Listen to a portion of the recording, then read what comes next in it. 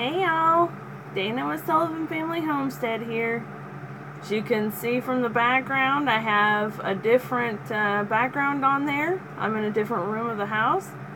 As I mentioned earlier in that quick little live stream that I did at the restaurant, I was really excited to finally figure out how to do live streams on my phone.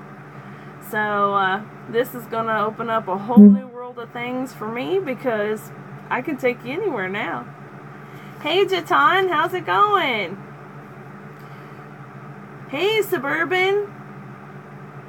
So I'm in the craft room because I have still got a ton of stuff to get finished before the weekend. The county fair has a 2-day registration process, and on Saturday they do non-perishable items, and then on Sunday they do the rest of the non-perishable items and the perishable goods, and then they do the judging on Sundays. So I'm trying to get everything finished, and I'll be able to get it turned in on Sunday, but that's only 2 days away, and I have a craft fair on Saturday. So I won't even be able to do anything all day Saturday. So I'm just like, in case you can't tell, kindly losing my mind. That's what's happening here. So, but anyway, I'm not going to be on here for a whole hour like I normally am. I've really got to get this stuff done. But I just wanted to step on here and say hello and say thank y'all so much for hanging out with me. And I'm really sorry that my live stream was only a few minutes long earlier, but it was kind of an in-between, you know, running from hither to yon, and I didn't want to be late and have you guys wondering come 8 o'clock where I was. So Suburban says, I wish there were more activities like that around here. Listen, I'll tell you what, this craft fair that's coming up this Saturday, a friend of mine and I are putting it together, and well, she's doing it, and I'm just kind of an advisor at this point. But then we have one October 21st. I'm putting that one on with her. So, I mean, you know, we didn't find craft fairs that were going to suit the needs that we were looking for and the time frames we were looking for, and so we planned them ourselves. So maybe that's something that you could do in your area. But anyway, I'm just, like, I've got the stress wrinkles going on. My fingernail polish is chipped away to nothing because I don't have time. I don't normally wear nail polish anyway, so it doesn't bother me. But, anyway, you know, I've just been running crazy. I can't even remember which day of the week it is half the time, so, you know, it's whatever. And now it's 11 o'clock at night, and it's late, and I'm tired, and, you know, it's about to be pumpkin time, and, you know, so, but I've got things to get done, like the stars for Matthew's project. So there's that. What are y'all up to this evening? Bedtime? So, you see in the background, there's nothing on this wall, and there's little drawers and stuff on this wall, and I'm actually facing the rest of the room.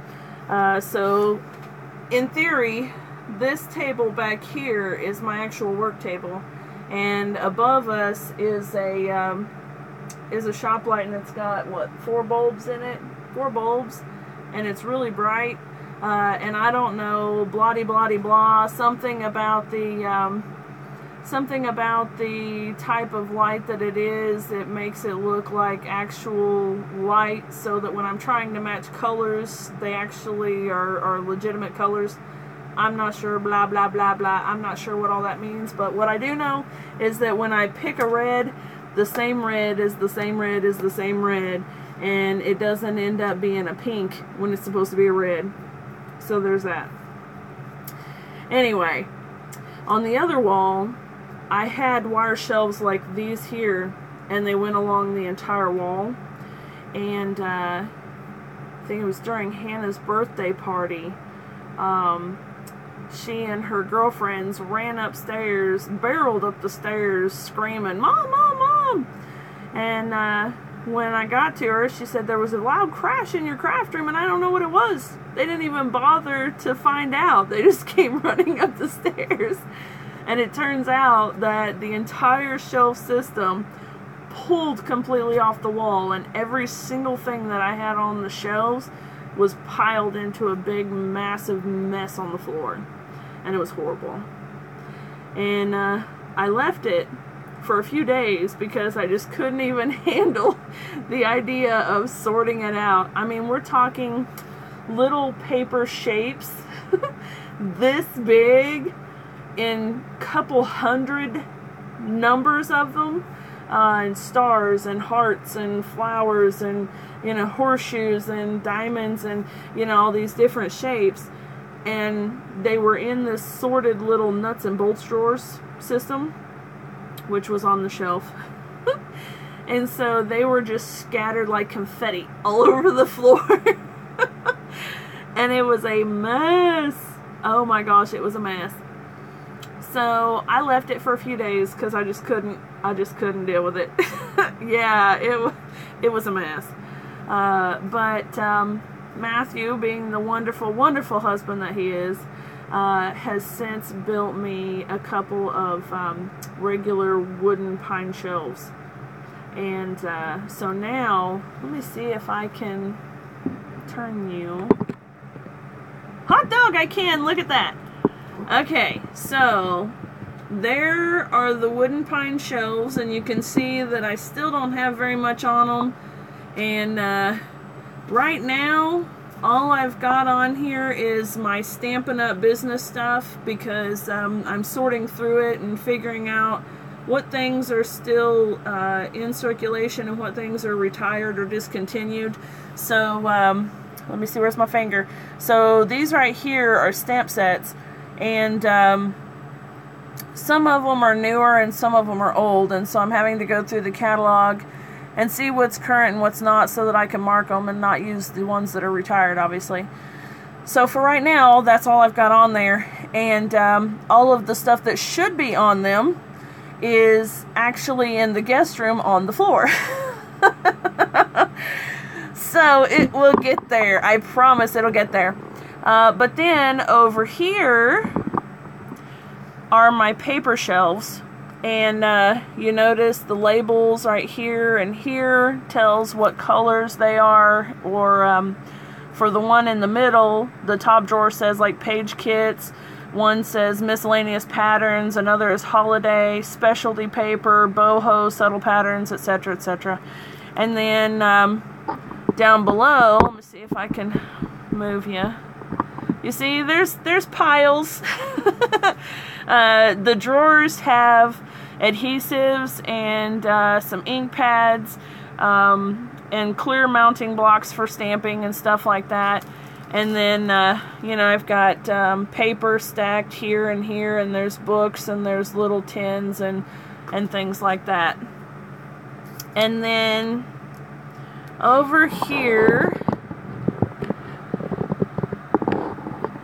are my scrapbook shelf, and the drawer, or the cubby spaces up there, are basically just junk storage.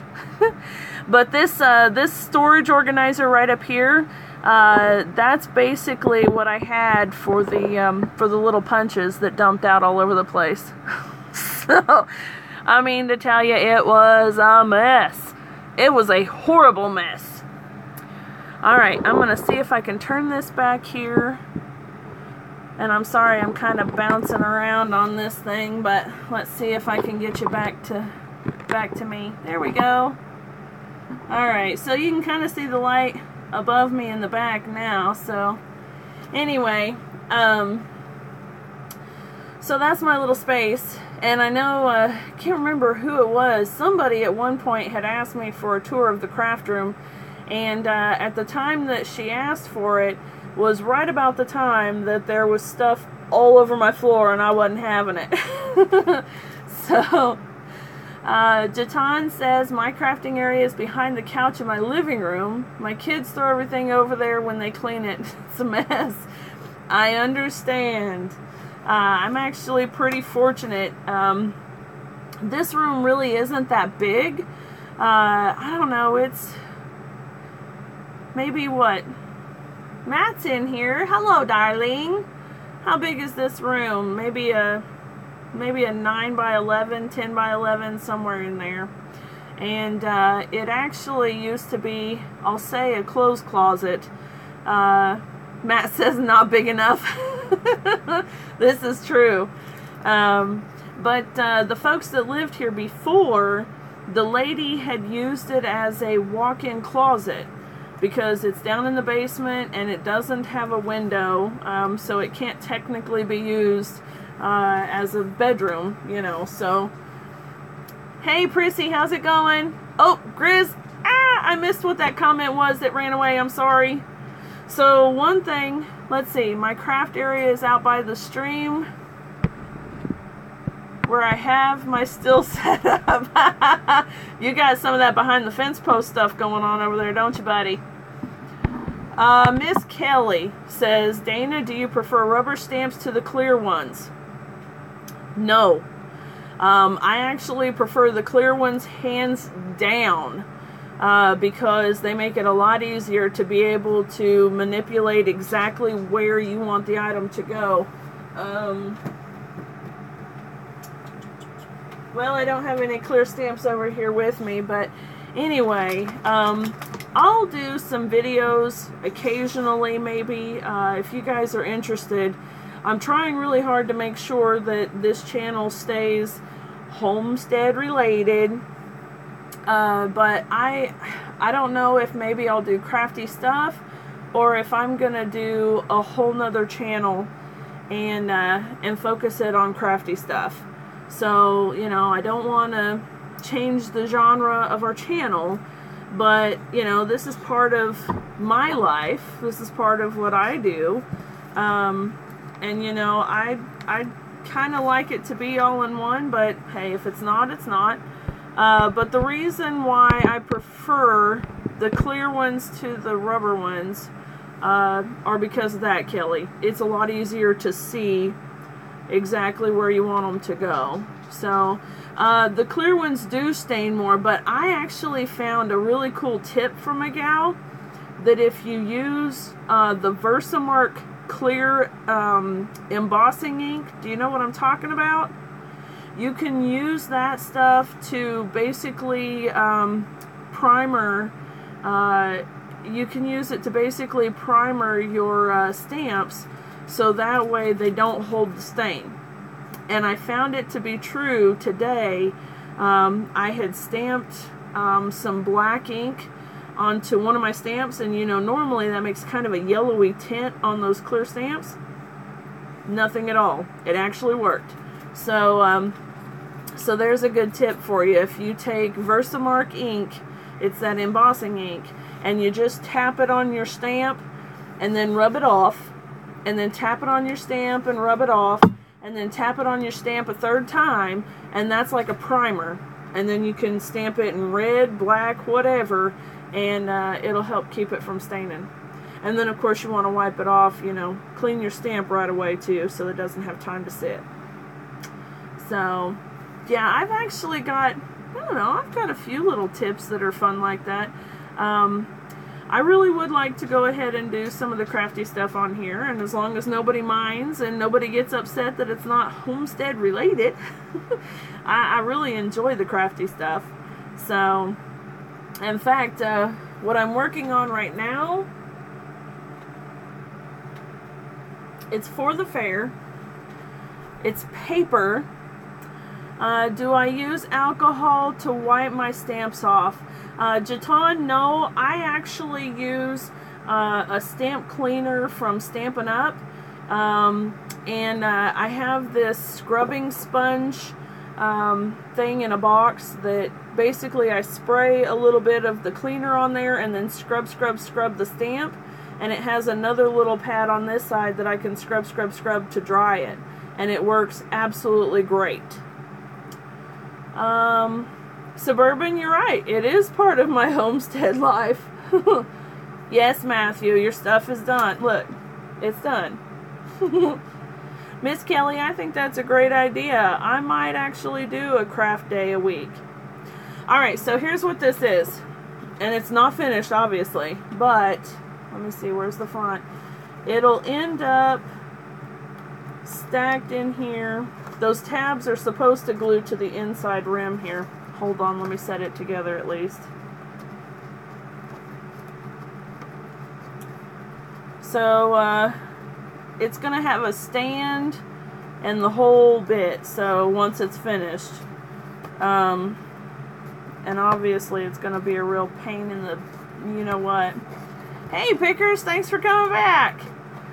So there it is. There's this. And then I have the parts to build the stand and everything. And it's even going to have the little swirly feet on it like the actual dress stand. So it's pretty cool. And I don't know, I think it's going to be about 12, 14 inches tall, something like that. So, but stuff like this is, you know, I mean, this isn't something that I do every day, of course, but when I get the mood to strike and, you know, I've got the craft room so I can work on little bits and pieces of it and leave it until I have time to do some more of it. And then I go back to it again. But that has to be done by the weekend because that is going in the fair. But then, like, I did this the other day. But I didn't finish gluing it. So it's actually, it's supposed to sit in here and it'll sit tight once it's glued. That was funny. But it's a little gift box. Let's see. And I actually have some little, you know, swirly things like what you'd find on the sides of boots. So I'll dress it up a little bit, you know, and stuff like that. So anyway, you know, I don't know. I just like to do stuff that's like that. I like to do a lot of paper crafting. I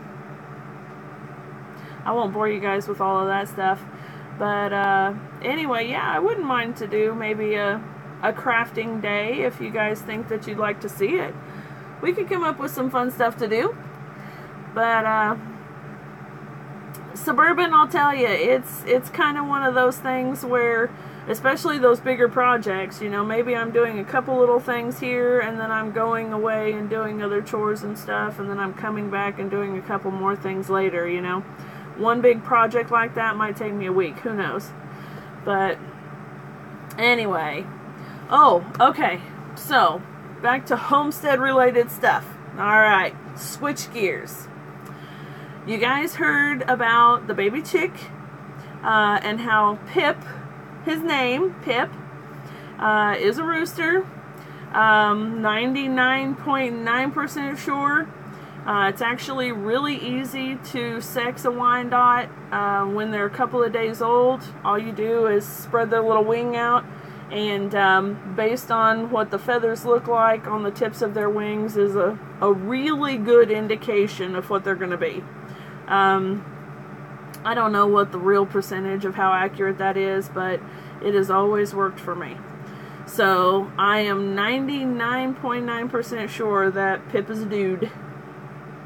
That being said, he is the most feisty, most rambunctious little dude, most tough, like bossy, but he is really, really sweet too.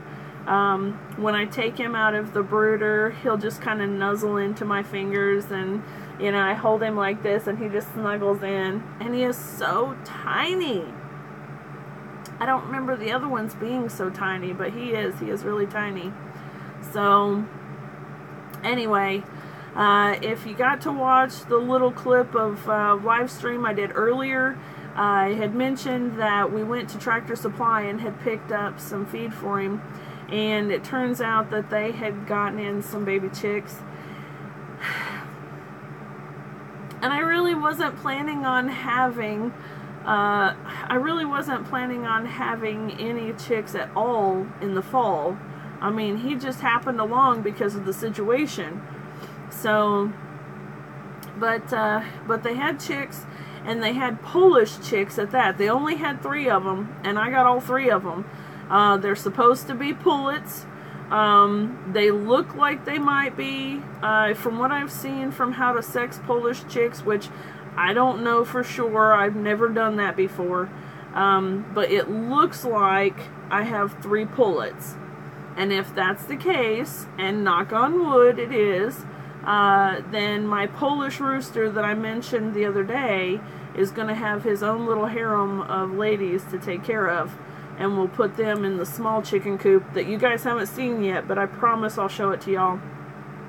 But anyway, so if he's going to be in his own coop with his own ladies, then that means that we have a position open for a rooster in the hen house with the big girls.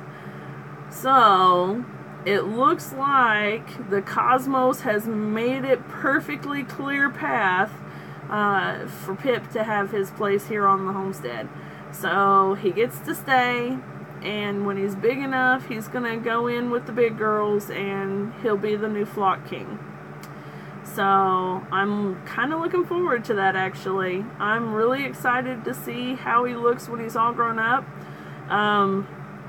You can definitely tell that he's a mixed breed. He has the basic markings of a Wyandotte, where if you know what Wyandottes look like, he's got the little marks around his eyes, kind of the Egyptian, you know, points here. But his head is light brown with blonde streaks. And then his body is kind of a mishmash of darker brown, black, gray. And he has the faintest lines down his back. Like a Wyandotte has white lines that come around and makes like a long U around the back. Hey Bandana, how's it going? Yes, Suburban, cock of the walk. So, but anyway, he does have the basic markings of a Wyandotte, but they're kind of faded out a little bit and muddled. And the fact that his head is more reddish brown and blonde, and his body is more brown and black, so it's kind of strange and interesting. So I'm excited to see what he looks like when he's all grown up. So, but as it stands, he's got 3 Polish girls that he's hanging out with, and they all get along really well, and they hang out together and everything. And he is the funniest thing, man. He is seeing his reflection. You want to see him, Matt? He is seeing his reflection in the glass, and he's pecking at it and like pushing it around, like, listen here, man, you know. He's getting pushy and like, I'm the boss, I said so, who are you? But I don't know. Okay, let's see, hold on.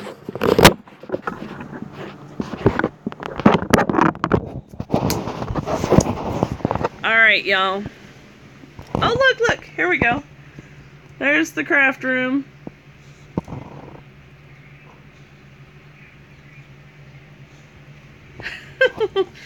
Alright guys, here we go. Now listen, the basement, sorry. Gosh, it looks like we're going into a scary movie. Dun dun dun! Alright, here we go. Alright, let me switch the camera again. Okay, here they are. You see, guardian dog Layla. Come here, babies. Alright, y'all, so the white ones are the Polish girls, and the little one in the back that's hiding out. Do you see that? He is half their size. He is half their size, but by golly.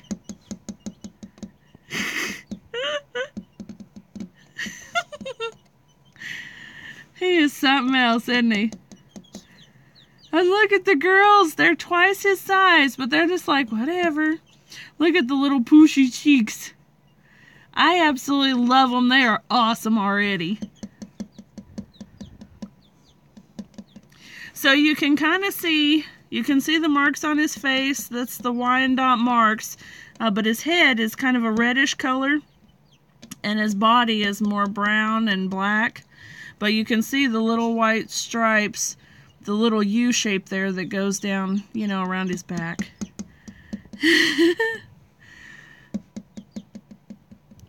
He thinks he's tough.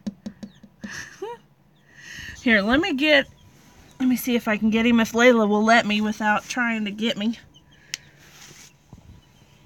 Alright, Layla, can I get in here, please? Hey, excuse me, can I get in here?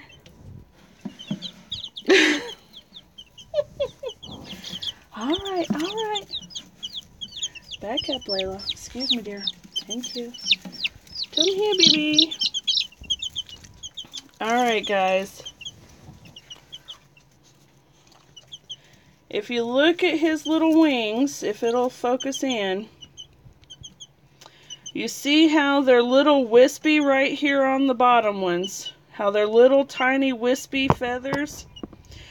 If he were a pullet, all of his feathers would look like those ones up there in the front, how they're thick and wide and like paddles.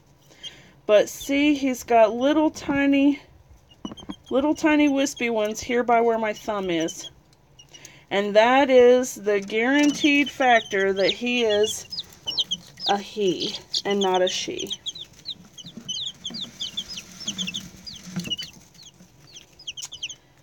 So, that is how we know. But now when it comes to the Polish chicks, I'm not 100% sure. But what I was told is that their crests on top of their head is actually what you would look at. And that if they're thick and full like they appear to be here, that it means that they're pullets. And I'm hoping that that is true. Hi, girls.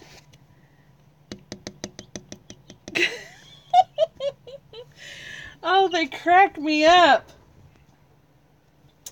Grizz, you are so bad. Alright, so we're going to go back this way. Whoa, look at that. It's like dark circles, and this is like serious scary movie stuff going on.